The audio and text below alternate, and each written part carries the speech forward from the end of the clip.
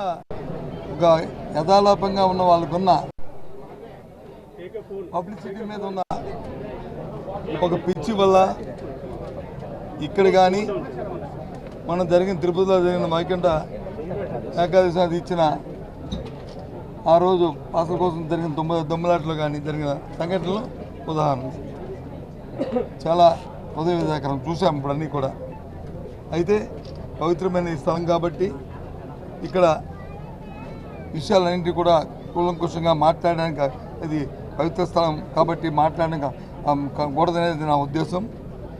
4 గంటలకి మళ్ళీ మా క్యాంప్ ఆఫీస్లో ప్రెస్ కాన్ఫరెన్స్ పెడతాను. అక్కడ జరిగిన వాస్తవ విషయాలు, చూసిన విషయాలు ఇవన్నీ కూడా అక్కడ మాట్లాడడం సమంజసమైనది మేము ఆలోచన చేసి 4 గంటల ప్రెస్ కాన్ఫరెన్స్ పెడతాను.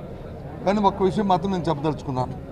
చూసాం మనం ఎంత బాధ్యతారహితంగా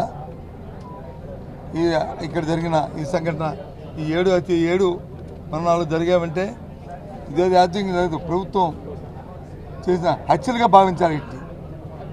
వీటిని వారి నిర్లక్ష్యం వల్ల జరిగిందని భావించాలి. కాబట్టి ఈ విషయాలన్నింటి కూడా అక్కడ మాట్లాడతాను. ఆ భగవంతుడు, ఆ లక్ష్మీనరసింహ స్వామి ఆ చనిపోయిన ఆ కుటుంబాలకు ఆత్మస్థైర్యాన్ని ఇవ్వాలని, ఆ కుటుంబాలకి, ఆ ఆత్మలకి మరి భగవంతుడు వారి ఆత్మశాంతి చేకూర్చాలని మరి మనస్ఫూర్తిగా మరి కోరుకుంటూ సాయంత్రం 4 గంటలకు అన్ని విషయాలు కూడా అక్కడ మాట్లాడుకుందాం.